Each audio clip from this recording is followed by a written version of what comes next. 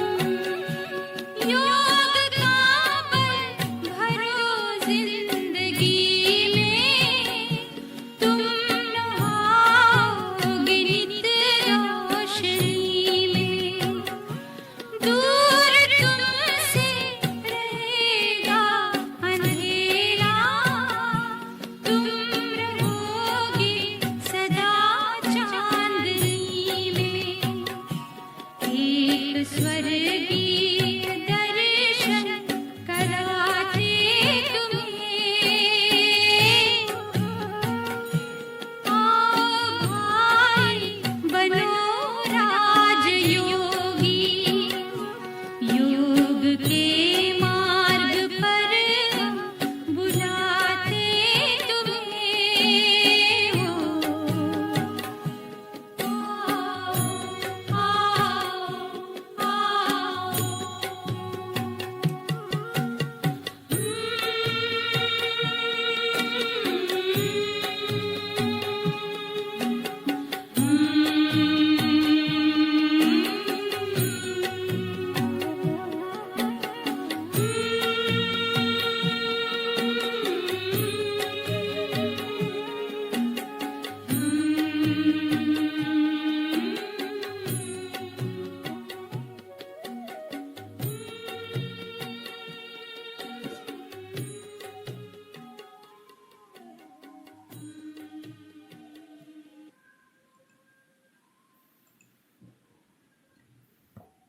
Om Shanti.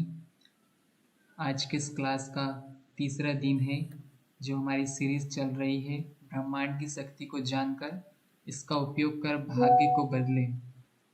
Last class में network issue होने के कारण क्लास नहीं हो सकी थी, तो आज का यह विषय लेकर आदरणीय कुसुम दीदी जी हमारे साथ उपस्थित हो चुके हैं, जिसमें हमें वो डीएनए, ईथर तत्व और ड्रामा के राज साइंटिफिक रीति से समझा रहे हैं। तो दीदी जी से हम अनुरोध करते हैं कि दीदी जी आज के इस क्लास का शुरुआत करें। ओम शांति। ओम शांति। ओम शांति दीदी। ओम शांति। ओम शांति। हाँ, आज एक मिनट है। आज हम फिर से लास्ट टाइम का रिपीट ही करेंगे, क्योंकि नेटवर्क का प्रॉब्लम के कारण कुछ समझ में नहीं आ रहा था, और ये सारे टॉपिक बहुत महत्व के हैं।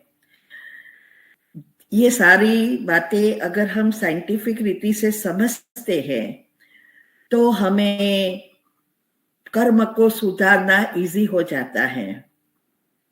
इसीलिए ये बातों को अच्छी रीति समझना।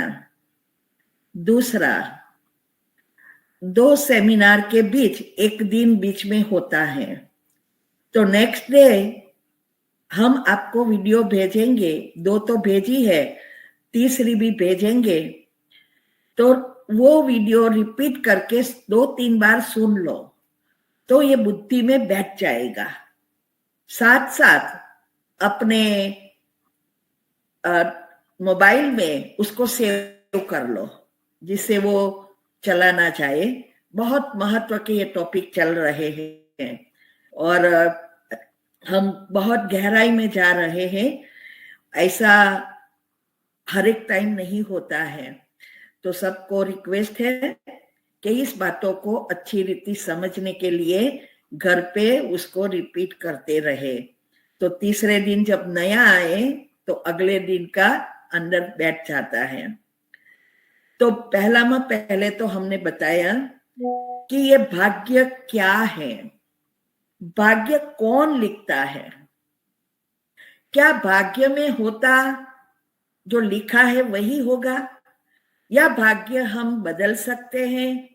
ऐसे बहुत सारे प्रश्न हैं, और दुनिया में भी बहुत सारी मान्यताएं हैं कि भगवान भाग्य लिखता है, भगवान दुख देता है, भगवान सुख देता है। चित्रगुप्त चोपड़ा लिखता है, न भगवान भाग्य लिखता, न भाग्य विधाता भाग्य लिखता, न चित्रगुप्त कोई है जो आपका हिसाब किताब रखता है।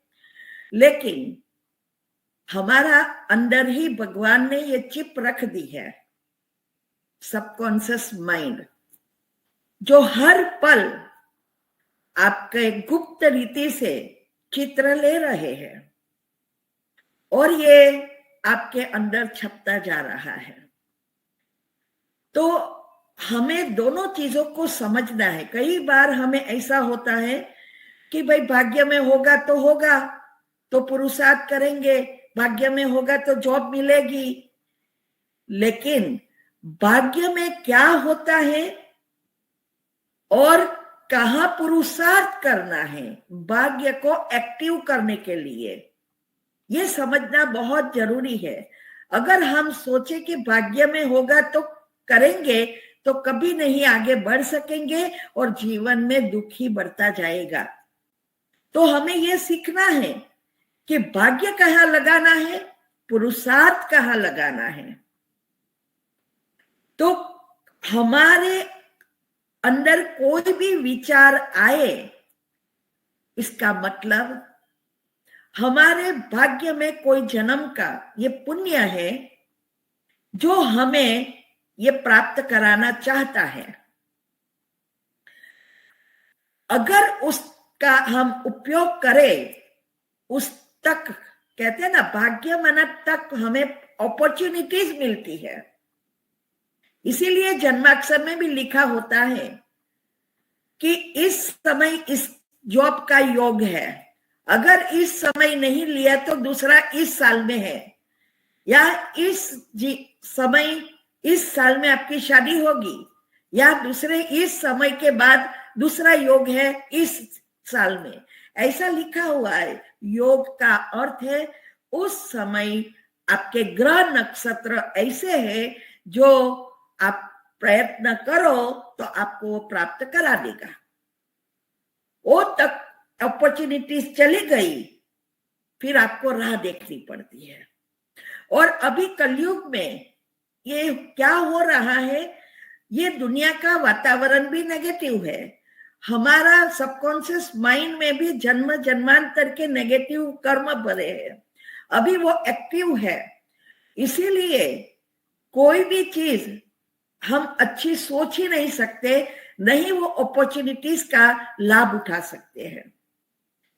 और वही चीज को, नेगेटिव को सोच सोच कर हम हमारा जीवन और ही बिगाड़ देते हैं। और ऐसे ही जन्म बाय जन्म हमारी गिरावट होती है और हम भिखारी तक बन सकते हैं। भगवान ने मनुष्य आत्माओं को बुद्धि दी है कि और हर जन्म में हमें चांस मिलता है बदलने का, लेकिन हम इस बुद्धि का सदुपयोग नहीं करते हैं और फिर आलस्य अलबेलापन नेचुरल हो जाता है। तो जब हमारी मृत्यु जब होती है तो हमारी बैलेंस शीट बनती है पाप और पुण्य की। वही छठी के दिन जन्म कुंडली निकालते हैं और वो जन्म कुंडली में जो लिखा है वो उस दिन के अनुसार और आपके पाप और पुण्य का बैलेंस होकर जो भी आया है वो आपके जन्म कुंडली में बताएगा कि ये पॉसिबल है और ये नक्षत्र ग्रह वगैरह ऐसे ऐसे आपका है और आपकी कुंडलिनी में इतने पाप है, इतने पुण्य है। फिर वो एक प्रिडिक्शन है, रियलिटी हम बनाते हैं। रियलिटी पॉजिटिव भी हो सकती है, नेगेटिव भी हो सकती है, लेकिन जन्माक्षर में बताई हुई बातों को पढ़कर हम उस नेगेटिव बात को सोच के नेगेटिव रियलिटी बना देते हैं। इसीलिए हमें ये नॉलेज परमात्मा आके दे रहे हैं कि आपकी बुद्धि को कैसे पॉजिटिव शुद्ध पवित्र बनाए और हर एक अपॉर्चुनिटी का मना तक का लाभ लेकर हमारे कर्म को सुधार कर भाग्य को बदल दे। भाग्य बनता है हमारे ही खुद के कर्म से और हमारे कर्म बनते हैं हमारे संकल्पों से। संकल्प एनर्जी के रूप में है और वो सीडी प्लेयर की तरह तरंगों के साथ हमारे अंदर सारा रिकॉर्ड है। तो ये वाइब्रेशंस वमड़ जो बनते हैं तरंगे, उस अनुसार हमारे बाहर कैसेट बजती रहती है। 3 काम साथ में हो रहा है, पुराना बाहर आ रहा है, एक्टिंग हो रही है और नया छप रहा है। तीनों काम साथ हो रहा है। इसीलिए नसीब वो एक प्रिडिक्शन है। हमें जो कुछ मिला है, वैसे तो कहो तो पहले 50-50 ही होता है। 50% पुण्य, 50% पाप। अभी अगर आपका पुण्य पक्कर ज्यादा हो गया है तो ज्यादा सुख होगा और पाप कम होगा। बाकी आधा आधा सबका होता है। ऐसा नहीं है कि हर एक को दुखी ही बना देते हैं, नहीं। लेकिन अगर पुण्य है ही नहीं तो फिर पाप ही आगे आएगा। 50% पुण्य होना चाहिए ना, तैयार पक्का, तो फिर दुख ज्यादा होगा। बाकी नियम अनुसार 50-50 है।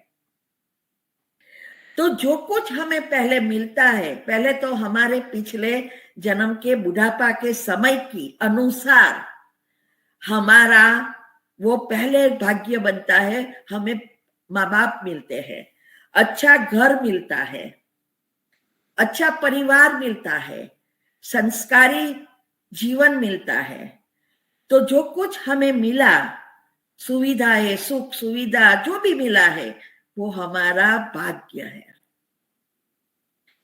लेकिन उस सभी के साथ रहते हुए, भले फिर भाग्य में दुख है या सुख है, जो भी हमें मिला है वो तो हम उसको तो बदल नहीं सकते।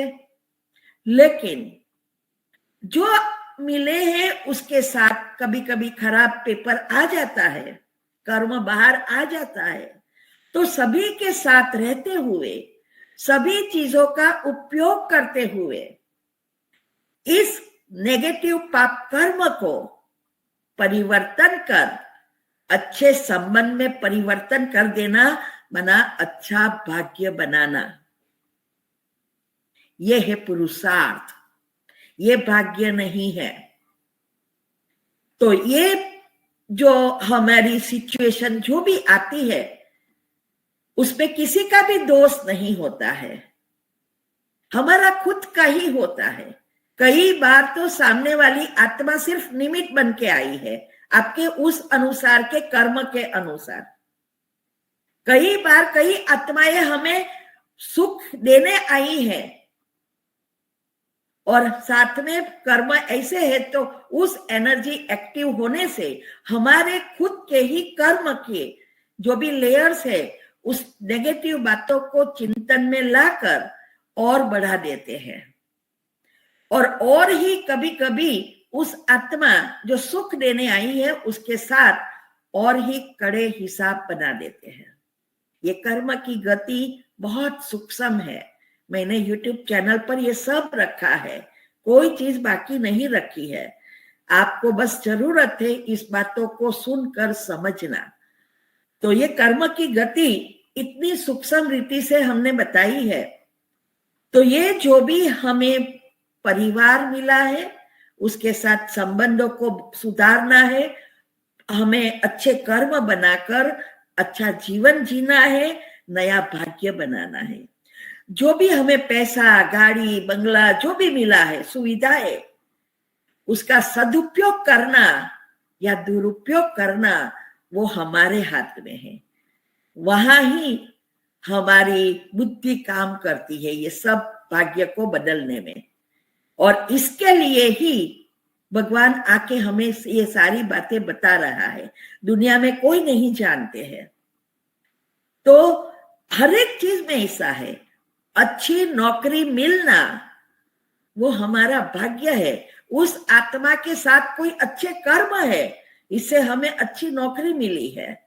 लेकिन इस कलयुगी एनवायरमेंट में भगवान के नियम अनुसार चलना और नौकरी को टिकाए रखना और आगे बढ़ना या प्रमोशन लेना वो पुरुषार्थ है, वो भाग्य नहीं है।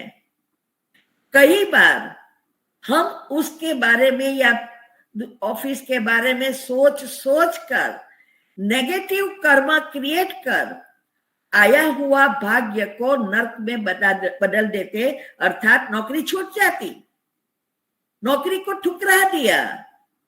कितना सूक्ष्म है। तो हर चीज में ऐसे है। तो हमें हर एक चीज का सदुपयोग करना, दुरुपयोग करना, उसके लिए बुद्धि की आवश्यकता है। दुनिया में आज स्थूल बुद्धि है और स्थूल बुद्धि माना 5 विकारों से भरपूर दुनियावी चीजों का पता है, लेकिन सूक्ष्म बुद्धि, दिव्य बुद्धि बनाने के लिए बाबा कहते हैं ना कई बार कि सिंहन को का दूध रखने के लिए सोने का बर्तन चाहिए। तो इस ज्ञान को समझने के लिए, अच्छा भाग्य बनाने के लिए बुद्धि रूपी बर्तन सोने का बनाना पड़ता है, तब वो ज्ञान ठहर सकेगा।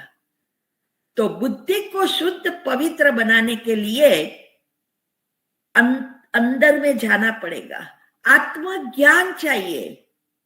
आत्मज्ञान का चिंतन कर पहले मन को परिवर्तन करना, 7 चक्र के लेयर्स को बदलना और फिर धीरे धीरे नेगेटिव वर्ड से मुक्त होएंगे तो योग लगेगा और हमारा संचित कर्म बहुत सारे भस्म हो जाएंगे। तो ऐसे हमारे जो 3 शरीर है, मैंने ये भी बताया आपको कि 3 शरीर, कारण शरीर हमारे संकल्पों से बनता है।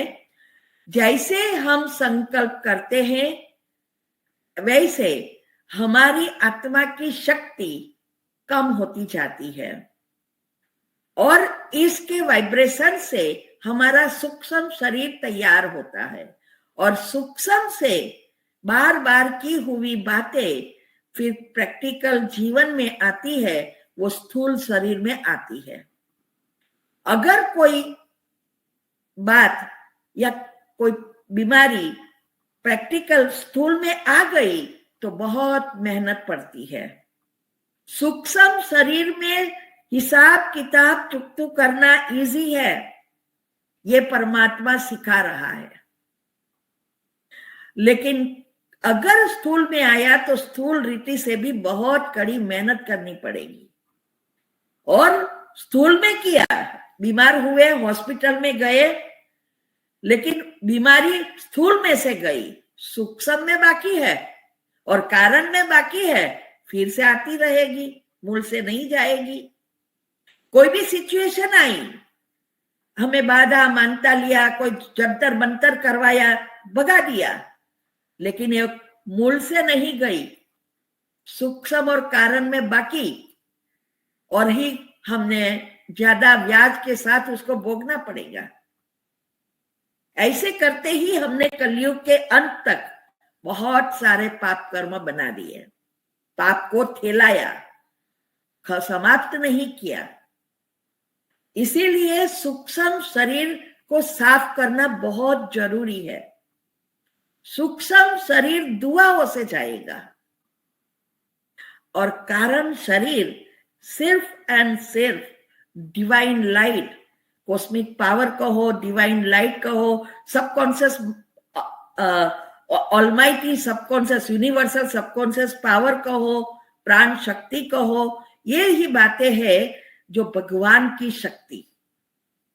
इससे ही कारण शरीर साफ होगा। अर्थात कारण शरीर को साफ करने का मतलब यह है हमारे संचित कर्म मूल से समाप्त करना।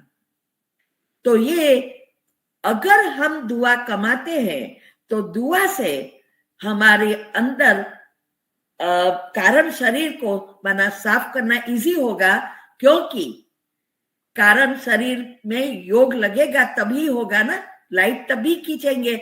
जब तक परमात्मा से कनेक्शन नहीं होता, ब्रह्मांड से कनेक्शन नहीं होता, तब तक हमारा कारण शरीर साफ नहीं होता। तो दुआ क्या करती है, हमारी नेगेटिविटी को दूर करती है, तो हमारी पॉजिटिविटी बाहर लाती है। सूक्ष्म जो कर्म है, जो अभी लकीरें बनी है, वो खत्म होना शुरू हो जाती है, और दुआ, दिल से निकली हुई दुआ बहुत काम करती है। और दुआ वही कमा सकता है जो देही अभिमानी, जिसके गुण एक्टिव है। हर एक के लिए अच्छा सोचना, ये कोई मासी का घर थोड़ा है। कोई कितना भी हमें हैरान करे, मारे, गाली दे, कुछ भी करे, तो उसके लिए अच्छा सोचना, ये है दुआ कमाना। कोई भी चीज जो है, हमें उसके देखकर, आजकल क्या है, लोगों को दुखी देखकर लोग सुख खुश होते हैं। ये देह अभिमान है। देही अभिमानी वाली व्यक्ति हमेशा हर एक के प्रति, चाहे वो दुश्मन है, चाहे वो दोस्त है, फ्रेंड है, सभी के प्रति शुभ भावना, शुभकामना ही रखेगा। ऐसा नहीं कि अच्छे के साथ अच्छा बने और जो हमारे साथ दुश्मनी है उसके साथ हम गलत व्यवहार करें, नहीं। वही है निस्वार्थ प्रेम, और ये परमात्मा हमें सिखा रहा है।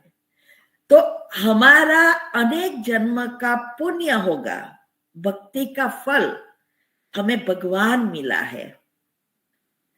लेकिन भगवान तो मिल गया, पासपोर्ट मिल गया, लेकिन अमेरिका आना है तो वीजा भी लेना पड़ेगा। साथ साथ अच्छी पढ़ाई होगी तो अच्छी नौकरी मिलेगी।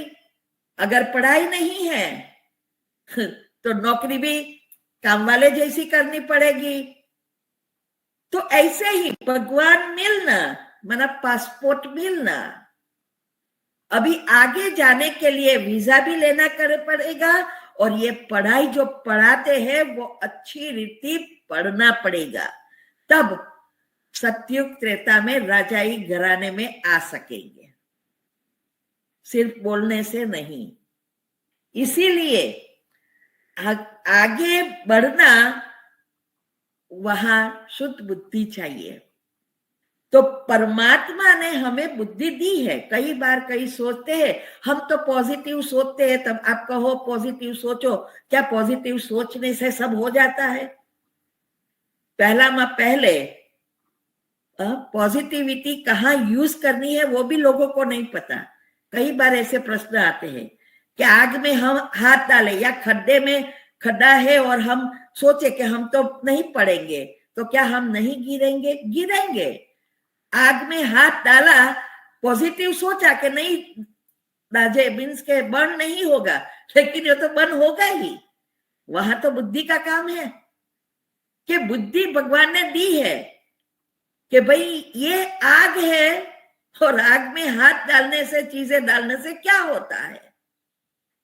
हर एक चीज में ऐसा सोचने के लिए ही बुद्धि, और बुद्धि को शुद्ध बनाने के लिए ज्ञान। ज्ञान का अर्थ है समझ।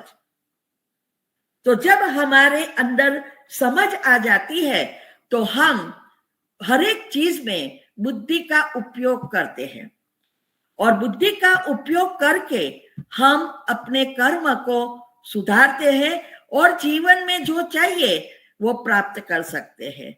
इसीलिए हमें आया, दिखाई दिया प्रेजेंटेशन? तो इसीलिए हमें बुद्धि को शुद्ध पवित्र बनाने के लिए मैं जो विधि बता रही हूं, जो बाबा ने हमें बताई, वो फॉलो करो। जितना हो सके उतना हम कर सकेंगे, और जितनी विधि उतनी सिद्धि। अभी ये जो सूक्ष्म शरीर है, वो सूक्ष्म शरीर क्या है? सूक्ष्म शरीर ही डीएनए से जुड़ा है। आजकल साइंस ने क्वांटम लेवल माना सूक्ष्म से सूक्ष्म जा रहे हैं।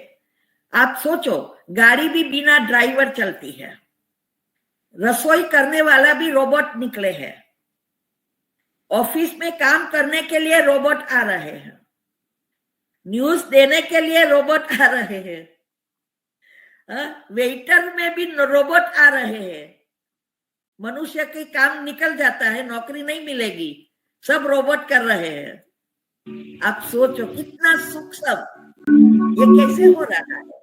एनर्जी, ये एनर्जी है।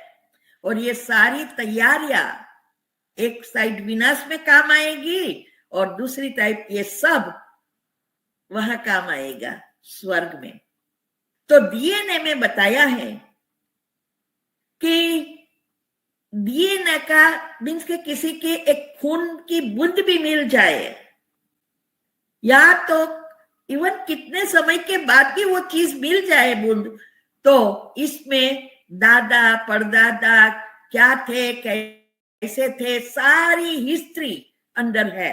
और भविष्य में कौन आने वाले हैं, कौन सा चेहरा होगा, आपका कैसा चेहरा होगा, सब उसमें डीएनए में है, मिल जाता है। आप सोचो, मैं तो ये पढ़कर जब इसको समझने के लिए बहुत ट्राई किया तब मुझे लगा कि कितना ये बाबा जो ड्रामा का ज्ञान दे रहा है वो ड्रामा यही तो है डीएनए में। तो डीएनए क्या है? वो जो आत्माएं सत्युग के पहले जन्म में आई है उस आत्माओं की अपनी अपनी वंशज है, वो कुल देवियां है, फिर देवी बनती है और फिर पितृ बनते हैं। तो एक कुल देवी की ही वंशज है। तो ये जो कुल देवियां है उसका 84 जन्म से जुड़ी हुई आत्माएं वो डीएनए है। और ये 9 लाख प्रकार का इस दुनिया में जीवन है। जब आत्मा पहली बार ऊपर परमधाम से आती है वो उनकी कुल देवी में, जिस घर में जाती है वो उनकी कुल देवी है, कुल देवी के वंशज में जाएगी। फिर कर्म के अनुसार बीच में बदल जाएंगे, क्योंकि पाप ज्यादा है तो दूसरे नक्षत्र में जाएगी, लेकिन खास करके वो वही ग्रुप में घूमती रहती है। इसीलिए देवी, कुलदेवी और पितरों का श्राप है। पितृ का थोड़ा समय के लिए चलता है, देवी का 1 जन्म चलता है और कुल देवी का 7 जन्म चलता है। हर एक का अलग, ये टॉपिक मैंने यूट्यूब चैनल पर भी रखा है कि कैसे ये श्राप लगता है। मां कभी श्राप देती नहीं है, लेकिन लगता है कैसे, ये आप यूट्यूब पर समझेंगे। तो ये जो सूक्ष्म शरीर है वो डीएनए से ही जुड़ा है। इसीलिए शास्त्रों में भी कहा है, बनी बनाई बन रही अब नई कुछ नहीं बननी है, चिंता काहे को करे जो अनहोनी हो गई। माना जो हुआ है, खराब हुआ है, वो होना था, लिखा है, इसलिए हुआ, बदलना नहीं है, तो चिंता क्यों करते हो। साइंस भी कह रही है कि ये हिस्ट्री मस्ट रिपीट, सेम चीजें रिपीट हो रही है, यही ड्रामा है। अभी ड्रामा में क्या है? जो ड्रामा है वो कैसे रिकॉर्ड होता है। ईथर तत्व, ये ईथर तत्व आकाश तत्व के साथ जुड़ा है, वो सारे ब्रह्मांड में और परमधाम तक पहुंचा है, होता है। वही डायमेंशन का लेयर्स बनता है। वो डायमेंशन के चित्र के साथ में नेक्स्ट टाइम बताऊंगी। तो ये जो तत्व छत्ता है, इथर तत्व एक लिक्विड रसायन है। दुनिया में सबसे पतली ये इथर तत्व है और वो आकाश तत्व से जुड़ा है। आकाश तत्व हर एक जगह पे है, हमारे शरीर में भी है। कोई जगह ऐसी नहीं है जहां आकाश तत्व नहीं है।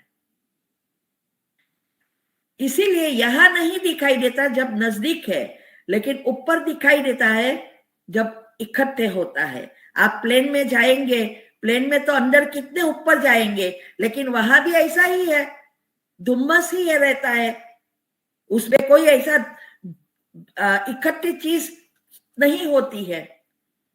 तो ये जो ईथर तत्व है, वो ईथर तत्व में सारी चीजें भरी हुई है। दुनिया की हर एक आत्मा जो कुछ सोचती है, करती है, सारी बातें ईथर तत्व में छपती रहती है। जैसे सागर होता है, तो सागर में पानी जब गर्म होता है गर्मियों के कारण, तब इसकी भाप बनकर ऊपर बादल बनते जाते हैं। फिर जब बादल घट्ट होते हैं, तैयार हो गए जाते हैं, तो समय पर आकर धरती पर ही बरसते हैं। ऐसे ही हर एक आत्माओं की जो भी संकल्प से उत्पन्न हुए एनर्जी है, वो सब ऊपर भाप बनकर ईथर तत्व में स्टोर होती है। और ये ईथर तत्व में पड़ी रहती है। समय, स्थल, गुरुत्वाकर्षण, आत्मा, ये सब मिलकर समय प्रति समय हमारे सूक्ष्म शरीर में आकर बरसती है। सूक्ष्म शरीर ये जो है वो ईथर तत्व से ही भी जुड़ा है। इसीलिए ये ईथर तत्व में जो कुछ गया है वो कभी भी डिलीट नहीं होता, कभी भी बूझता नहीं है। अभी सृष्टि परिवर्तन होगी,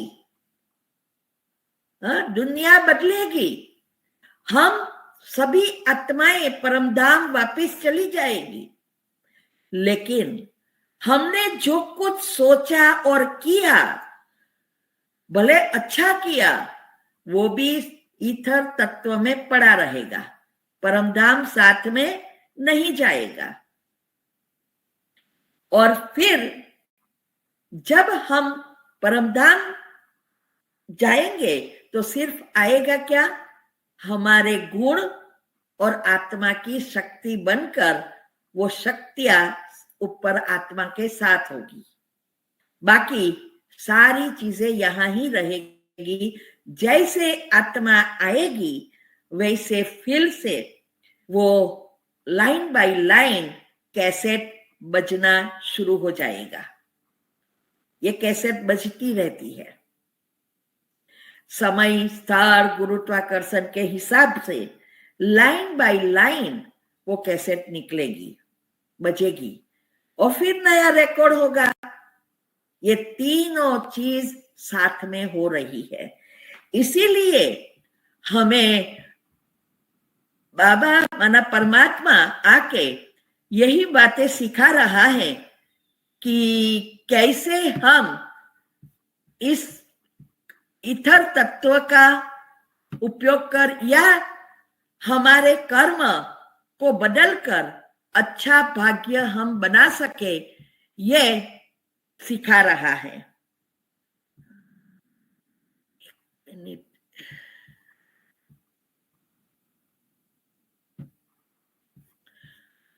तो हमें ये जो हमारी ऊर्जा ब्रह्मांड में परमात्मा की ऊर्जा घूम रही है, अभी उसको हमें कैसे प्राप्त कर हमारे कर्म में लाना है। एक मिनट। तो इस भाग्य को बदलना है तो भाग्य का बीज बोना पड़ेगा। जब तक बीज नहीं बोते तब तक भाग्य नहीं बदलता और ही बिगड़ता है। जैसे दुनिया में भी अगर हमें कुछ चीजें प्राप्त करनी है जमीन में, तो जैसा बीज बोएंगे वैसा ही फल निकलेगा। और हर एक फल को प्राप्त करने की समय अलग अलग है। कोई तुरंत देता है, धनिया मेथी वो तुरंत आ जाता है। कोई 5 साल के बाद आम वगैरह जो होता है, वो जितना लंबा समय होता है उतना उसका आयुष्य भी लंबा होता है। गेहूं बाजरी वगैरह जो कठोर अनाज होता है वो 5-6 महीने में होता है।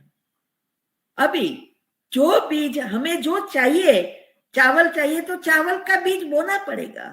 बीज बोने से पहले जमीन को अच्छी फलद्रुप बनाना पड़ेगा, खोदना पड़ेगा, खाद वगैरह डालना पड़ेगा।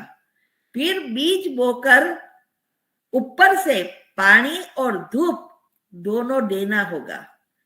अगर ये दोनों नहीं है तो जैसा चाहिए वैसा अनाज नहीं बाहर आएगा। ये दोनों चाहिए। ऐसे ही हमारे ये जो कर्म की खेती करने का जो सबकॉन्शियस माइंड है, वही सूक्ष्म एनर्जी से जुड़ा है। ये सूक्ष्म एनर्जी की दुनिया है, उसमें भी बीज बोना पड़ता है। और बीज बोना अर्थात संकल्प करना। अभी संकल्प करने के लिए इस जमीन को भी फलद्रुप बनाना है। तो अर्थात इस ऊपर के जो कचरा है, नेगेटिव व्यर्थ विचारों रूपी, वो निकाल कर जमीन को खोदना, अर्थात ये एनर्जी को बाहर लाना है, पॉजिटिव बनना है।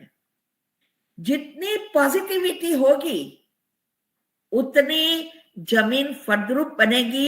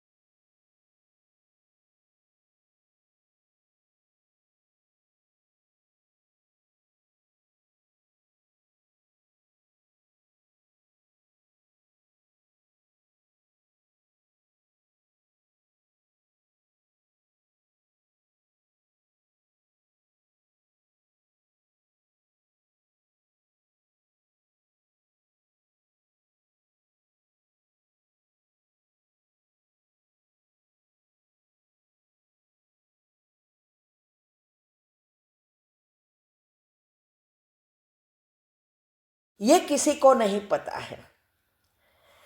और कैसे हम जो चाहिए वो चीज प्राप्त कर सकते हैं, वो भगवान ने आके बताया कि कैसे संकल्पों को परिवर्तन कर, हमारे मन को परिवर्तन कर बुद्धि से जोड़ना। जहां मन बुद्धि एकाग्र होती है, माना मन बुद्धि की स्थिरता ही ये सबकॉन्शियस माइंड खुलता है। मन विचार करे, बुद्धि उसको देखे। तो योग क्या है? मन से विचार करो, बुद्धि से देखो, तो जल्दी आपका मन एकाग्र हो जाएगा। लेकिन जरूरत है, बुद्धि जल्दी नहीं बैठेगी। जहां इंटरेस्ट है वहां मन बैठेगा और बुद्धि भी साथ देगी। लेकिन इंटरेस्ट नहीं है तो कब आप कितना भी करो, मन बुद्धि बैठेगा ही नहीं साथ में। उदाहरण के रूप में टीवी में बहुत सारी चैनल आती है, हर एक का इंटरेस्ट अलग अलग है। किसी को ये जो सीरियल है उसमें इंटरेस्ट है, किसी को न्यूज़ में इंटरेस्ट है, किसी को बातों में इंटरेस्ट है।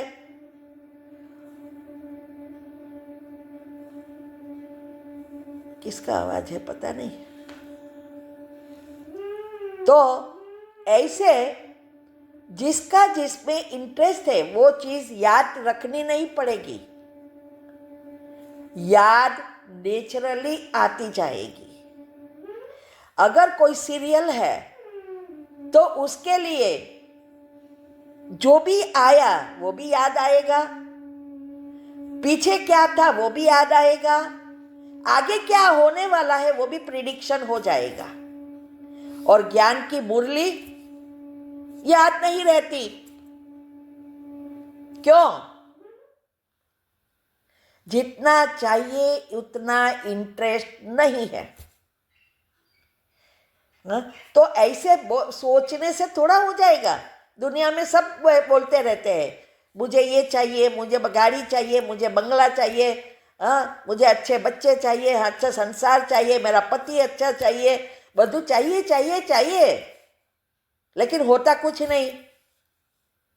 तो ये बातें को समझना, ये सबसे बड़ा सीक्रेट है कि मन बुद्धि की स्थिरता लाना, साथ में चलाना।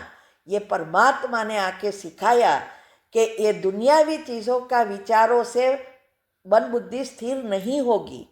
आत्मा के अंदर जाओ और मन और बुद्धि की दोस्ती बनाना सीखो।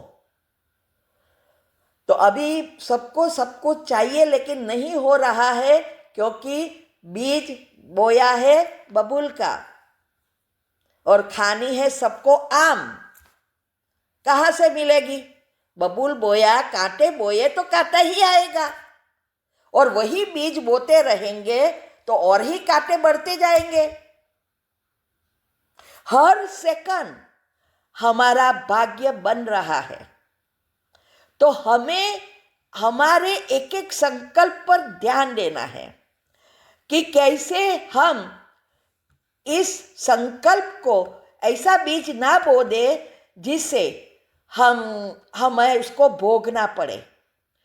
इसीलिए हमें बाबा सिखा रहा है, माना परमात्मा हमें ये बातें सिखा रहा है कि आओ ये बातों को समझो और इसको जीवन को बदलो। 21 जन्म तो क्या, 84 जन्म का भत्ता बनना शुरू करो। तो ये हमें इस बातों को समझकर जीवन में प्रैक्टिकल करना है। तो अभी ये जो बीज बोते हैं वो कहाँ बोते हैं? हमारे जो 7 गुण हैं वो 7 गुण 7 चक्र से जुड़ा है, और 3 नाड़ियाँ, और 3 नाड़ी से 72,000 नाड़ियाँ जुड़ी है। ये कुंडलिनी चक्र में हम पिक्चर के साथ बाद में देखेंगे। तो हमारी जो ये 7 चक्र है वो दुनिया में आजकल कुंडलिनी चक्र खोलने के लिए बताते हैं आधा घंटे में खोल देंगे।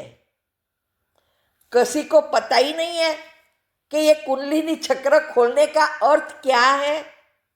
कुंडलिनी कोई चीज नहीं है, कोई सांप नहीं बैठा है अंदर फैन लगाकर। ये सांप कौन है? 5 विकार। कुंडलिनी अर्थात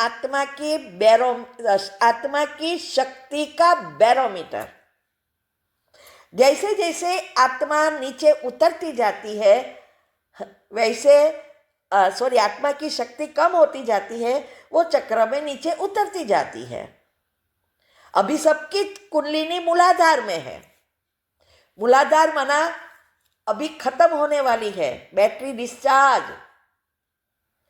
और इसकी निशानी है आलस्य, अलबेलापन, भोग, विलास, निंद्रा, ये सब देन मूलाधार की है।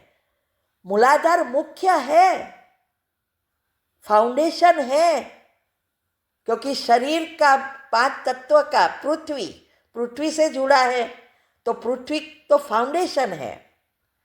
लेकिन आत्मा की शक्ति कम होने के कारण सारी एनर्जी नीचे जा रही है। इसीलिए शास्त्रों में कहा है, हाँ, जब आप दुनियावी चीज़ों में होते हैं, आत्मा की शक्ति कम होती है, तो आपकी हर एक संकल्प से एनर्जी, ये कुंडलिनी नीचे जाती है, माना अधोगति होती है। और जब आप ऊपर उठते हैं, चक्र खोलते हैं, तो ऊर्ध्व गति होती है। हमारे अंदर नीचे के 3 चक्र, मणिपुर, स्वादिष्ठान और मूलाधार, ये 3 चक्र जो नीचे का बताया है वो पृथ्वी से जुड़ा है। ऊपर के 3 चक्र, सहस्त्रार, आज्ञा चक्र और विशुद्ध चक्र, एनर्जी से जुड़ा है। बीच में अनाहत चक्र, वो बैलेंस चक्र है। अभी जब दोनों चीज का बैलेंस है तो संपूर्ण सुख है, माना आत्मा भी 100% चार्ज, बैटरी फुल, और पृथ्वी भी कंप्लीटली सतो प्रधान, दोनों पॉजिटिव। तो अनाहत चक्र बैलेंस चक्र है। और दोनों चीज चाहिए। जीवन अच्छी रीति जीना है तो स्थूल चीजें भी चाहिए, सुख सुविधा सब चाहिए, अच्छा परिवार चाहिए, और आत्मा की शक्ति भी चाहिए। जैसे ये मोबाइल है, लैपटॉप है, कंप्यूटर है, जो भी चीज़ें, इंस्ट्रूमेंट जो भी है, वो इंस्ट्रूमेंट के अंदर भी बैटरियाँ होती है। वो बैटरी भी चार्ज करनी होती है। अभी हम ज़्यादा किसका ध्यान रखते हैं, बैटरी का या मोबाइल का या इंस्ट्रूमेंट का? मोबाइल का किसका रखना चाहिए, मोबाइल का या बैटरी का? बैटरी का। Yes, battery. हाँ, एक घर पे रखेंगे चार्जर, एक गाड़ी में रखेंगे, ऑफिस में रखेंगे, रात को नींद, गहरी नींद में है और बैटरी डिस्चार्ज हो गई, आवाज आना शुरू किया, नींद बिगाड़ेंगे लेकिन चार्जिंग में रख देंगे। कितना हमें उसके ऊपर अटेंशन है, इम्पोर्टेंट महत्व उसका पता है कि अगर बैटरी डिस्चार्ज हो गई, मोबाइल या इंस्ट्रूमेंट कोई काम का नहीं, ये डब्बा हो गया। फिर आज दुनिया में सब इंस्ट्रूमेंट मोबाइल को ठीक करने में पड़े हैं। मोबाइल तो ठीक तब करना है जब वो गिर जाए या टूट जाए, ऐसा हो तब करना है। हाँ, उसको कोई मुआवजत की ज़रूरत नहीं है। लेकिन बैटरी चार्ज करेंगे तो मोबाइल ऑटोमेटिक चलेगा। अगर बैटरी डिस्चार्ज, मोबाइल डब्बो।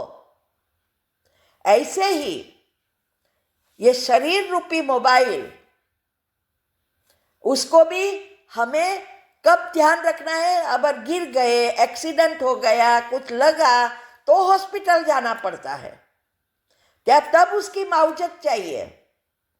अगर वो अच्छा है, फिर अच्छा रखने के लिए कुछ करना नहीं होता है। मोबाइल को कुछ करना होता है क्या? कुछ नहीं करना होता है, वो तो चलता ही रहता है। लेकिन यहाँ बैटरी का किसी को भी उसकी महत्व पता ही नहीं है।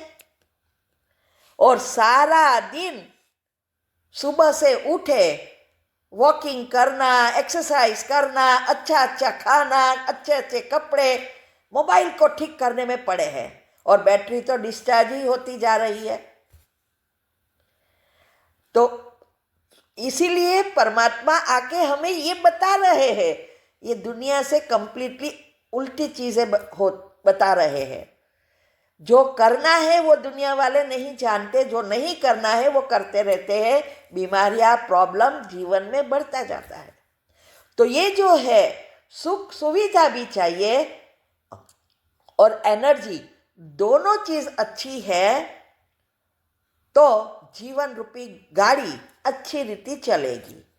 स्वर्ग में, सतयुग में प्रकृति भी सतो प्रधान, साते चक्र खुले ओपन, कोई भी नेगेटिव लेयर नहीं, और एनर्जी बैटरी 100% चार्ज। इसीलिए वहां संपूर्ण सुख है, दुख का नाम निशान नहीं, अनाहत चक्र बैलेंस है। आत्मा की शक्ति जैसे जैसे कम होती जाती है वैसे वैसे हमारी कुंडलिनी नीचे उतरती है, तो हमारे जो ये नीचे एनर्जी जो है वो पृथ्वी खींचती रहती है, क्योंकि आत्मा के पास इतनी शक्ति नहीं रहती। जब आत्मा के पास शक्ति है तो परमात्मा खींचता रहेगा। ऊपर के जो नेगेटिव लेयर एक कट की तरह है, तो मैग्नेट एक्टिव करेंगे तो मैग्नेट से जुड़े रहेंगे, खींचता रहेगा। तो इसीलिए दुनिया में तो कहते हैं नीचे से ऊपर जाओ। क्यों? क्योंकि हमारी एनर्जी लेवल, हर एक, ये स्थूल भी एनर्जी है, 5 तत्व भी एनर्जी है, लेकिन उस एनर्जी में उसकी जो शक्ति है वो अलग अलग है, सूक्ष्मता अलग अलग है। जैसे आत्मा की जो मूलाधार चक्र जो पृथ्वी से जुड़ा है, गुण जिसका शक्ति है, वो एनर्जी है, पृथ्वी की एनर्जी है, पतली है, दिखाई नहीं देती है, लेकिन उससे भी पतली पानी की है। पवित्रता पानी से जुड़ा है, स्वाधिष्ठान चक्र से जुड़ा है, तो वो एनर्जी पृथ्वी की एनर्जी से पतली है। उससे पतली अग्नि तत्व जो मणिपुर चक्र से जुड़ा है, गुण जिसका सुख है, वो अग्नि तत्व की एनर्जी पानी से भी पतली है। इससे पतली वायु की जो अनाहत चक्र प्रेम गुण है उससे जुड़ा है, तो वो भी पतली, ये अग्नि से भी पतली है। इससे पतली आकाश तत्व की एनर्जी जो विशुद्ध चक्र से जुड़ा है, यहाँ जो शांति उसका गुण है, तो ये आकाश तत्व जो है वो पतला है। आज अब हमारे सारा हर जगह पे है, दिखाई नहीं देता है। जब इकट्ठा होता है तो ऐसा लगता है कुछ चीज़ है, लेकिन कोई चीज़ नहीं है, वो एनर्जी है। इससे पतली आत्मा का, ये भी एक तत्व है, परमात्मा भी तत्व है, ये साते तत्व है, तो आत्मा तत्व है। तो ये आकाश तत्व से भी पतली आत्मा है। आत्मा को इसीलिए दिखाई नहीं दे जाता। आकाश को तो इकट्ठा होते तो दिखाई देता है, आत्मा नहीं दिखाई देती। और इससे भी पतली परमात्मा की एनर्जी, इसकी फ्रीक्वेंसी 25,000, और हमारी तो 5,000 भी नहीं है, और 25 तक पहुंचना है अगर साथ में जाना है तो ये जो, इसीलिए दुनिया में क्या कहते हैं, पृथ्वी क्या मूलाधार से उसके अलग अलग मंत्र दिए हैं, और नीचे से ऊपर जाना सिखाते हैं कि पहले मूलाधार का करो, फिर स्वाधिष्ठान का करो।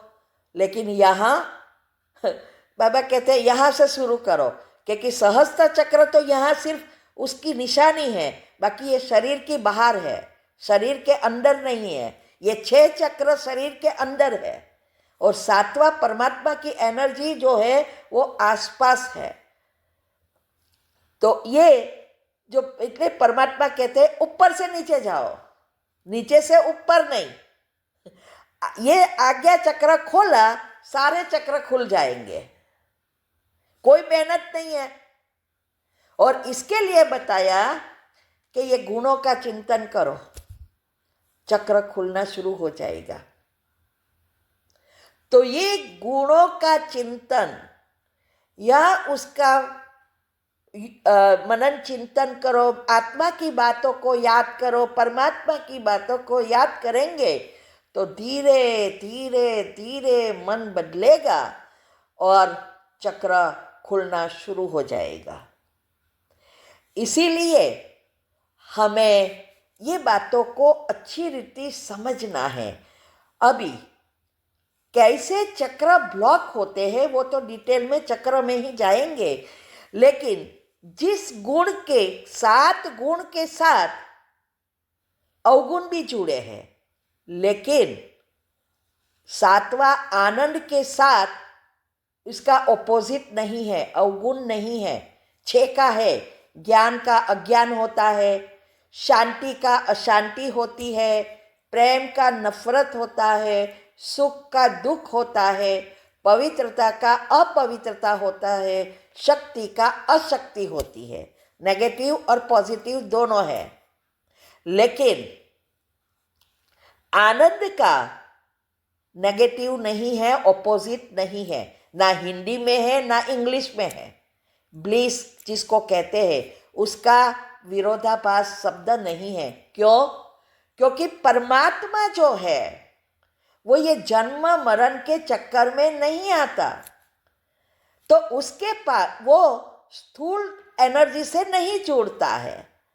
अगर स्थूल एनर्जी से नहीं जुड़ेगा तो उसमें नेगेटिव एनर्जी नहीं होगी।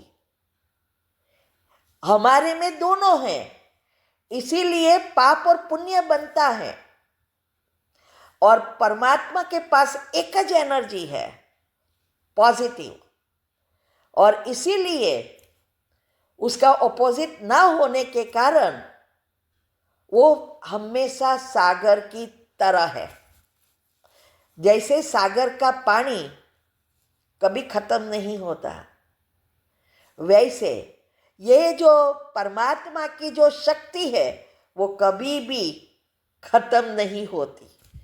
बाबा कई बार कहते हैं ना, मैं देने के लिए आया हूं, मुझे खाली करो।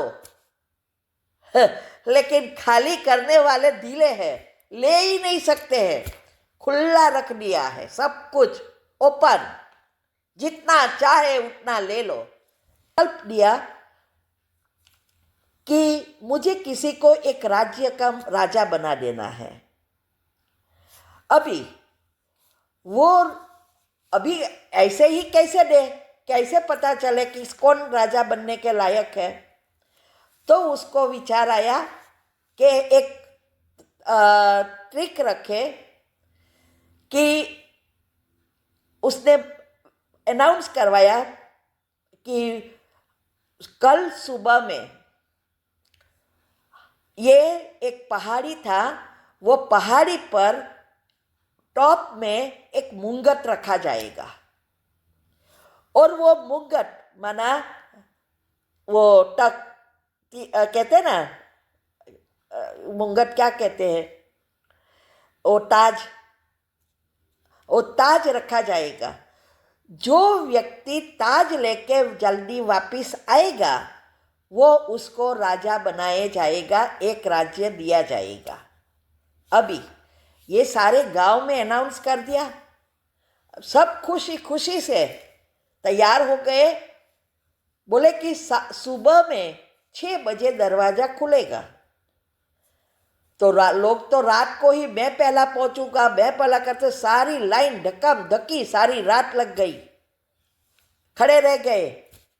अभी सुबह में दरवाजा खुला तो लोग अंदर जैसे गए, थोड़े गए ऊपर तो खाने पीने की सारी चीजें, हजारों प्रकार की आइटम, जैसे जैसे ऊपर जाए वैसे अच्छी अच्छी चीजें, वो तो बस सब खाने में पड़ गए।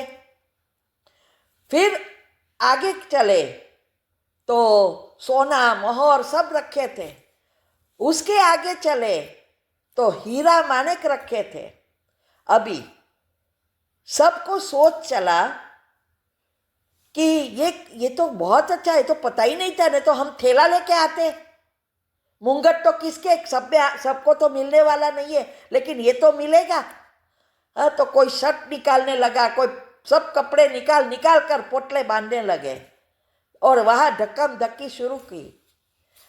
ये सारे इसमें बिजी हो गए, लेकिन एक जो व्यक्ति था, एक लड़का था, वो बहुत होशियार था। उसने क्या किया, ये सब चीजों को छोड़कर सीधा गया ऊपर और फिर मुंगट लेके राजा के पास पहुंच गया। और फिर राजाओं के सिपाहियों ने अनाउंस किया, अभी सब नीचे आ जाओ, डोर बंद हो रहा है। ऐसा ही हमारे साथ हो रहा है। कहानी की भावार्थ समझ में आया? आया कि नहीं आया? जिसको आया वो बोले। आध्यात्मिक रहस्य।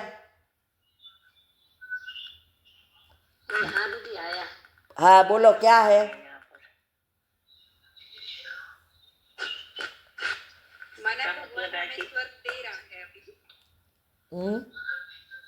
भगवान स्वर्ग दे रहा है या अभी, कौन उसके लायक है जो सीधा जाके वो ले, बाकी चीजों में ना पड़े। मना कि हमें तो इतना क्लियर नहीं हुआ, लेकिन समझ में तो आया थोड़ा। इसका आध्यात्मिक रहस्य यही है कि भगवान आया है स्वर्ग रचने। स्वर्ग में हर एक चीजें है और राजा बनाने आया है। वो प्रजा बनाने का योग नहीं सिखा रहा है, राजा बनने का योग सिखा रहा है। 33 करोड़ तैयार तो हो जाएंगे गिफ्ट लेने के लिए, बीज बोया जाएगा, लेकिन हर एक कलम नहीं निकलेगी। साथ साथ ये जो है माया का पंप जबरदस्त है। नई नई इन्वेंशन बाहर आ रही है और सब कोई इसमें पड़ जाएंगे, कोई खाने पीने में पड़ेंगे, कोई घूमने फिरने में पड़ेंगे, कोई चीज में सब पड़े रहते हैं। और लक्ष्मी नारायण बनने वाले वो बहुत कम है, जो एक ही लक्ष्य, मुझे पहुंचना है, नंबर 1 में आना है, ये सब चीजें को नहीं देखेगा। ये है वही राजा श्री कृष्ण के घराने में आने के लायक बनता है। तो ऐसे आज 10:30 हो गया। किसी का कोई प्रश्न है?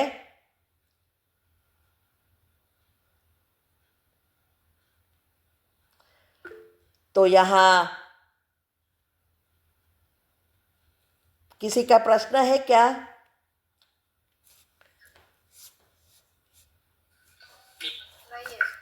ओके, तो अभी हम 2 मिनट बाबा को याद करेंगे। ओम शांति।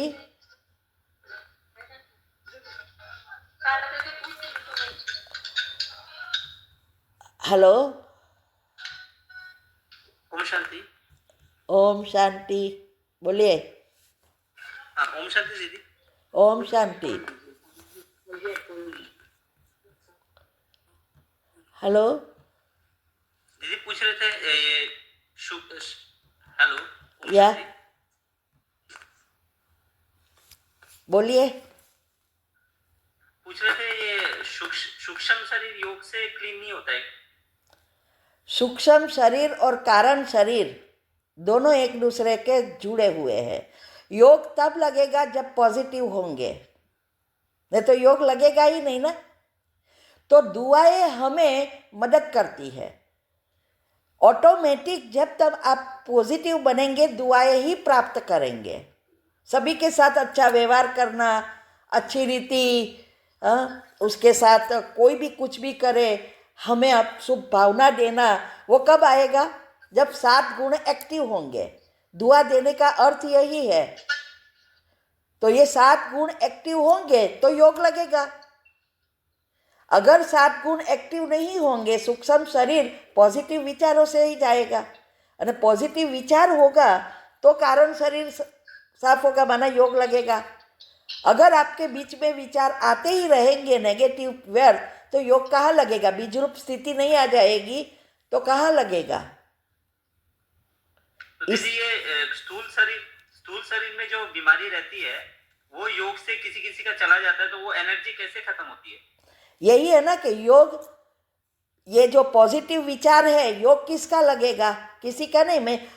मैंने बताया था कि मेरे युगल को, मैंने तो लाखों चीज़ों में यूज़ किया है, युगल को डिसेबल हो गए थे, पार्किंसंस हुआ था, डॉक्टर ने कहा कोई दवा नहीं है, और योग से ही गया हिसाब किताब चुकटू करने। तो इसके लिए चाहिए पावरफुल योग, बीजरूप स्थिति। इसीलिए बीजरूप स्थिति कब बनेगी?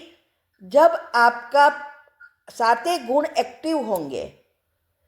अगर आपके विचार आते रहेंगे तो जल्दी हिसाब किताब चुकतू नहीं होंगे ना। तो दीदी इसका मतलब योग से तीनों शरीर खत्म किया जा सकता है? हाँ, इसीलिए विधि यही है, पॉजिटिव बनना। जितना पॉजिटिव बनेंगे उतना आपका योग लगेगा, एक संकल्प में स्थित हो सकेंगे, तभी हमारा ब्रेन निष्क्रिय हो जाएगा।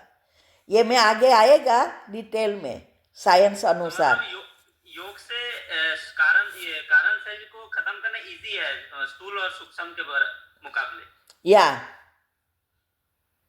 लेकिन योग कहने का भावार्थ यही है, जब हम पॉजिटिव बनने की विधि अपनाते हैं तो कर्म हमारे अनेक प्रकार के सूक्ष्म शरीर में पड़े हैं। जो छोटे छोटे कर्म हैं, लाइन अभी लकी रेख बनी है वो तो खत्म हो जाएगी, नए पाप कर्म नहीं बनेंगे। हमारे अंदर ऐसे गुण एक्टिव होंगे तो हम हमेशा लोगों को अच्छी शुभ भावना ही देंगे। अच्छा ही, भले वो कितना भी करे, तुरंत हमें याद आएगा कि वो उसके कर्म हैं, वो आत्मा अभी दुखी है, उसको एनर्जी की ज़रूरत है। वो शुभ, जो दया कहते हैं ना, दया करुणा भाव नेचुरल हो जाएगा। तो उसके लिए ये करेंगे तो नए पाप कर्म नहीं बनेगा, उसके साथ के हिसाब किताब चुकतू हो जाएगा। वही तो दुआ कमाने का है। हमारे घर में काम, हाँ बोलिए। जब स्थूल शरीर में जब बीमारी है तो वो दुआएं कैसे काम करती है वहां पे? स्थूल शरीर में दो चीज़ें है ना, कि भाई एक तो स्थूल रीति से कि भाई हमें डॉक्टर पे पास जहाँ जाना है तो जाते ही है, तो वो जाते भी है। लेकिन अगर आपके हाथ में पूरा कंट्रोल है, कई बीमारी ऐसी है छोटी छोटी है और कई बीमारी बहुत बड़ी है, जैसे मेरे युगल को हॉस्पिटल तो ले जाना ही पड़ेगा, हाँ ऐसी, क्योंकि हजारों आत्माओं के साथ हिसाब है। ये हॉस्पिटल बनाने वाला, हॉस्पिटल में जिसने डोनेशन दिया, हॉस्पिटल में कचरा पोछा करने वाला से लेकर डॉक्टर सर्जन के सब के साथ हिसाब किताब होता है। कई बार बीमारी ऐसी है घर की दवाई ऐसे ही चली जाती है, कई बार ऐसी है कि आपके कर्म ऐसे है तो आपको वो दवाई यूज करने का मन ही नहीं होगा, तो डॉक्टर के पास ही जाना पड़ेगा। डॉक्टर के पास गए, उसके साथ का ही कर्म है तो अच्छा हो जाएगा, अगर उसके साथ से ज़्यादा कर्म है तो उससे भी अच्छा नहीं होगा, स्पेशलिस्ट के पास जाना पड़ेगा। ऐसे हर एक कर्म की होती है। अगर हमारे पास शक्ति है तो वो जो दुआ और दवा, कड़ी बीमारी में दवा भी चाहिए। जैसे युगल को हॉस्पिटल में नहीं ले जाती और योग करती तो शायद नर्वस सिस्टम कंप्लीटली फेल हो जाती, तो पार्किंसंस हो जाता। लेकिन हॉस्पिटल में हमें जानना तो पड़ेगा ना कि बीमारी क्या है, तो आप उस चक्र को साफ करेंगे, विचार देंगे। तो गए, टेस्ट किया, तब पता चला कि भाई नर्वस सिस्टम फेल हो रही है, सारे अंग छोड़ दिए हैं, सिर्फ बीच की सिस्टम जो चक्र से जुड़ी है वही अच्छी है। अगर नर्वस सिस्टम फेल हो गई तो ये सारी सिस्टम अपसेट हो जाएगी, कुछ कर नहीं सकेगा। तो ये अच्छी करने के लिए हॉस्पिटल में एडमिट कराना पड़ा, हिसाब किताब। 7-8 लाख का बिल आया, हिसाब किताब। वो स्थूल सुख को खत्म करने का प्रयत्न किया। अभी डॉक्टर ने कहा अच्छा होने की दवा नहीं है, अभी एक ही कर्म, क्योंकि हम जानते हैं हर एक चीज कर्म से जुड़ी है। तो हमने एनर्जी देना शुरू किया, हिसाब किताब चुप किया, तो स्थूल शरीर भी अच्छा हो गया। ये है योग, ये है योग का प्रयोग। ज्ञान का अर्थ ही है ये समझ।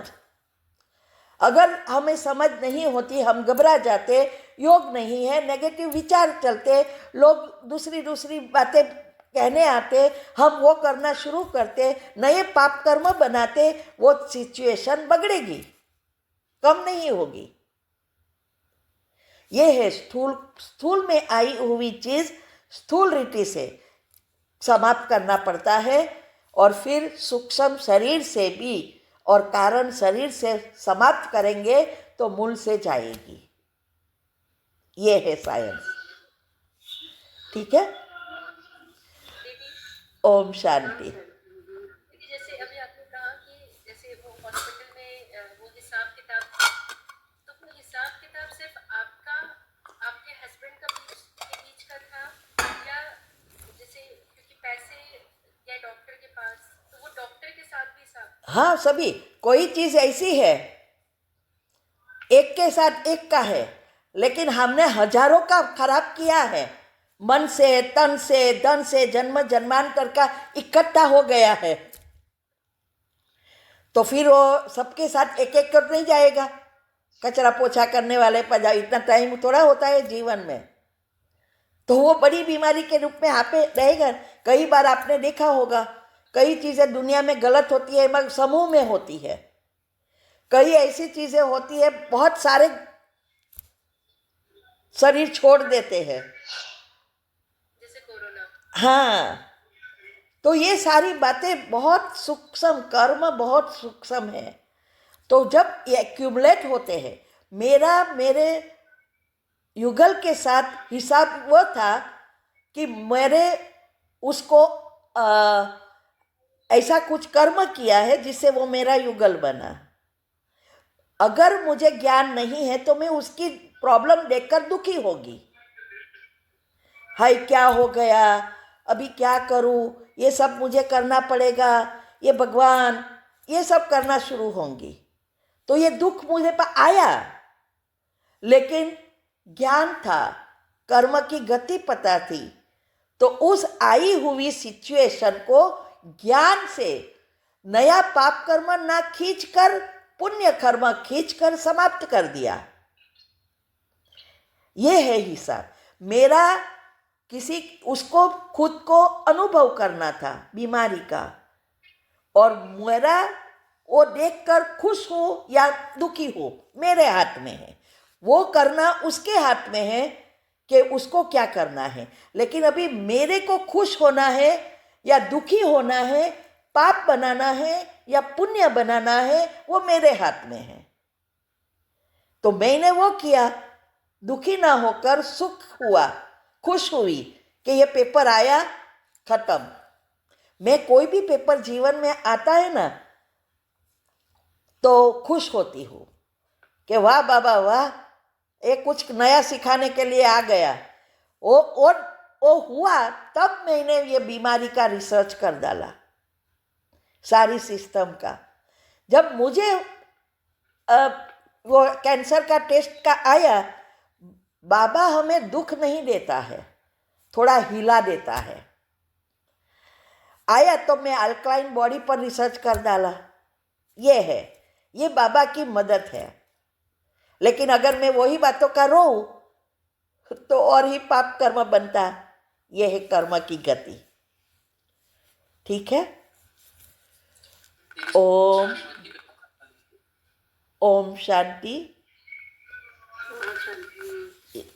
अभी दो बात पूछना है। बोलो। हमारा आत्मा में जो पिछले कल्प का जो रिकॉर्डिंग हुआ है, वो क्या हम इस कल्प में चेंज कर सकते हैं? नहीं, इस साल में जो रिकॉर्डिंग हुआ मीन्स के इस जन्म में वो नहीं जाता, पिछला चेंज हो जाता है, चेंज वास्तव में होता ही नहीं है। मैंने ईथर तत्व का बताया ना। अभी देखो, ये जैसे तीन घंटे की मूवी बन गई एक बार, फिर उसमें कोई चेंज हो सकता है क्या? कभी नहीं हो सकता। जो एक्टर ने जो एक्टिंग किया भले आप 50 बार देखो वही आएगा, लेकिन जब मूवी उतर रही है तब वो एक्टर को भी चेंज कर सकता है, सीन को भी चेंज कर सकता है, लेकिन एक बार उतर गई फिर कुछ नहीं कर सकते। ऐसे ये ड्रामा जब रिकॉर्ड हुआ था हो गया, अभी हमें एक्टिंग करनी है। अभी हमारे लिए ये पहली बार है, इसीलिए ये हम जो अभी नहीं हुआ है उसके ऊपर ध्यान रख सकते हैं, या वही बातों को चिंतन में लाके ये किया ना, ये नहीं होना था, ये किया तो ये अच्छा होता, इसने ये किया ना, ये सब रिकॉर्ड हो गया है, लेकिन वही बातों को चिंतन में लाकर नई रिकॉर्डिंग बिगाड़ रहे हो। जो 5000 साल के बाद बजनी है वो अभी और ऐड करके नई शूटिंग बिगाड़ रहे हो। ये है ड्रामा करूंगी, क्योंकि ये ड्रामा नया बन रहा है ना। इसका मतलब हम नया शूटिंग कर रहे हैं, पिछली शूटिंग। मैंने बताया ना 3 चीज साथ में हो रही है। अच्छा, ये नया कैसेट में रिकॉर्ड है, बज रही है, बाहर कर्म के रूप में आ रही है, और जो हम फिर से कर रहे हैं वो रिकॉर्ड हो रहा है। हाँ, कोई भी चीज दुनिया में भी स्थूल रिकॉर्डिंग, पहले कैसेट आती थी तो रिकॉर्ड करते थे, तो उसमें भी ऐसा ही करते थे ना कि ऊपर फॉर्मेट डाल कर देते, या तो वो बजता रखते हैं और एक बाजू रिकॉर्ड होता है, एक बाजू बजता रहता है, नया रिकॉर्डिंग भी होता रहता है, दोनों रात साथ में रख के। तो ये भी सिस्टम ऐसी है, तीनों काम साथ में हो रहा है। तो जो रिकॉर्ड नहीं हुआ वो हम रिकॉर्ड कर सकते हैं, लेकिन हो गया उसको नहीं बदल सकते। ये है, ठीक है। ओम शांति। 2 मिनट। शांति। मैंने जो अपने अंदर पॉजिटिव थिंकिंग किया उसके साथ में सबको दुआएं दे रही हूँ। या बहुत अच्छा। नेगेटिव को पॉजिटिव को सबको दुआएं देते हैं तो उसके का भी फल अपन को मिलता है ना। मिले नहीं, यही तो शुभ भावना शुभकामना है। यही शुभ भावना शुभकामना है जिससे दुआओं से सूक्ष्म शरीर साफ होता है, पॉजिटिविटी बढ़ती है, तो योग लगेगा। जो साधन मिले अपन को उनका शुक्रिया, सबका शुक्रिया, जिससे खाना मिलता है, खाना बनाने वालों का, प्रकृति का, सबका शुक्रिया। शरीर का, शरीर का भी हिसाब किताब पूरा होता है ना। हाँ, होता है ना, होता है। यही तो बाबा कहते हैं ना कि प्रकृति को भी सकाश दो। पैडन, ये शुभ भावना शुभकामना। जैसे हेलो हाँ बोलो। हेलो आई थिंक नेटवर्क खराब है क्या? दीदी, मेरा एक क्वेश्चन है। हाँ, जब से मतलब आपने बताया कि नहीं, जैसे अभी आपने बताया कि जब हम मैं ये जानना चाहती हूँ, हम ज्ञान में आते हैं तब से हमारे कार्य, यानी कि तब से ड्रामा चेंज होता है, या फिर जो हमारा मतलब ज्ञान, जो अज्ञान थे, जो हमने वहाँ पे शूटिंग करी है वो भी इसमें ड्रामा में फिट हो जाती है? हाँ, कोई भी दुनिया में कोई भी आत्मा हो वो भी करते, तो वो लोग का भी ड्रामा बना है ना। सभी आत्मा का ड्रामा अब अपना अपना है। ईथर तत्व में गई हुई चीज आएगी,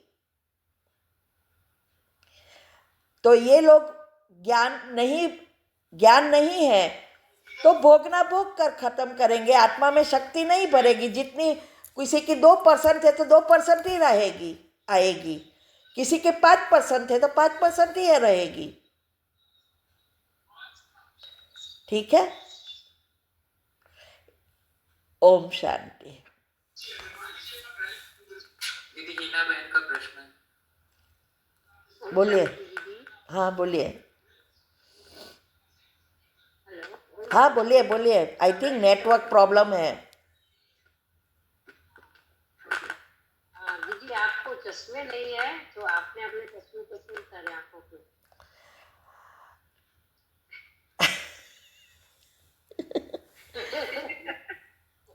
मुझे पढ़ने का तो है ना, चाहते हैं ऐसा? पढ़ना तो है ना, पढ़ने का है। रोज सकाश दो ना। तो सब देख रहे हो इतनी, वो तो आपने बोला है वो करती हूँ, वो मैं करती हूँ। बस करते रहो करते रहो। कारण शब्द, कारण शरीर और सूक्ष्म शरीर को साफ करने के लिए जो आपने कमेंट्री बताई वो मेरे पास नहीं है दीदी। दिनचर्या ग्रुप में सब आता है। दिनचर्या ग्रुप में सुबह से शाम तक की जो है वो आती है। समा की कमेंट्री आती है, एक्स्ट्रा कमेंट्री संडे को आती है, सब आता है। तो ग्रुप में ऐड नहीं होते ना। कई बार क्या होता है, कई लोग सिर्फ दिनचर्या में ऐड है, कई तीव्र पुरुषार्थ में है, कई सिर्फ प्रश्न उत्तर में है, कई प्रश्न में हो उत्तर में नहीं है। फिर काम नहीं हुआ पड़ा तो निकल जाते हैं। फिर टेक्स्ट आता है प्लीज़ ऐड करो, मैं ऐड नहीं करती हूँ, मैं ब्लॉक कर देती हूँ वो लोग का नंबर। फिर दूसरों को पूछते हैं कि दीदी का कौन है मुझे ऐड करे, मैं क्यों नहीं। दिनचर्या ग्रुप के सारे मैसेजेस शाम को डिलीट हो जाते हैं दीदी। शाम को नहीं होता, 1-2 दिन के बाद होता है ना, रोज आता है ना। अगर आप सेव कर लेंगे, स्टार मार दो तो नहीं डिलीट होगा। मैंने आज भी देखा, कल भी देखा। हाँ, रोज आता, शाम को करने लगी फिर भी गायब था। तो फिर सेव करके रखो। मैं चेक कर लेती हूँ, मैं चेक कर लेती हूँ, 1 वीक का कर दूंगी। आपके व्हाट्सएप में सेटिंग डिसेबलिंग ऑन कर तो रखा है जिस कारण डिलीट हो रहा है। मेरे सारे नहीं भैया, मेरे सारे जितने भी चैट्स हैं सब पे डिसेबलिंग शो हो रहा है, पर इस ग्रुप में नहीं शो हो रहा। तो मैं चेक कर लूंगी। मैंने WhatsApp का चेक किया। अभी क्या है, कभी कभी लोग खुद चेंज कर देते हैं, बहुत पोस्ट हो जाती है ना। मैं तो 1 वीक का रखती हूँ, लेकिन मुझे कोई सेटिंग नहीं दिखाई दी, वहां पर है ही नहीं मेरे ग्रुप में। ऊपर बताया होता है, लेकिन ये मैं चेक करूंगी। बाकी 7 दिन का हम रखते हैं, ठीक है। और ये वीडियोस आए तो तब सब सेव करके रखना, स्टार कर दो तो डिलीट ना होवे, ठीक है। ओम शांति।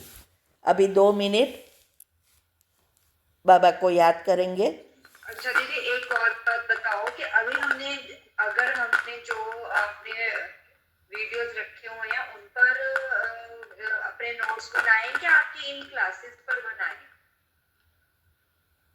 मुझे समझ में नहीं आया।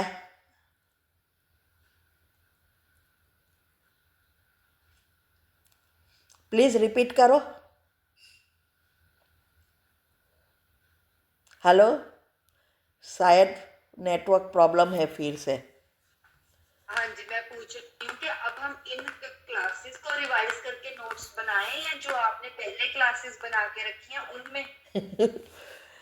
इसमें अभी ये चल रहा है। हाँ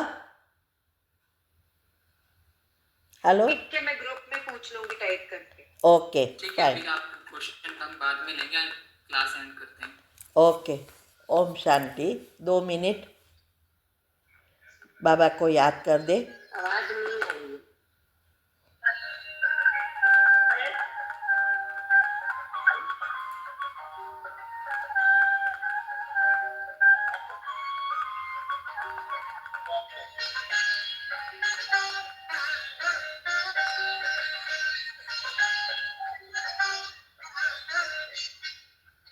मौन की भाषा जो समझे, मौन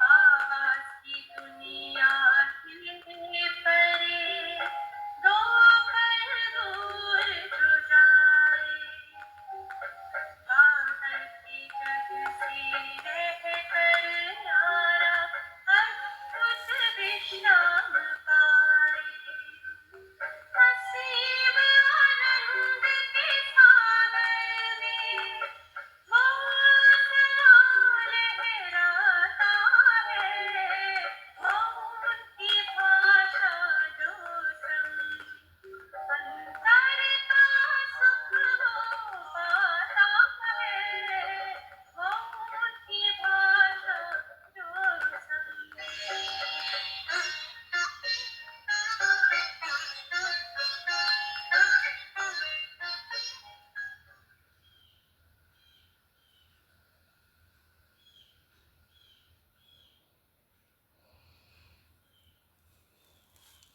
ओम शांति।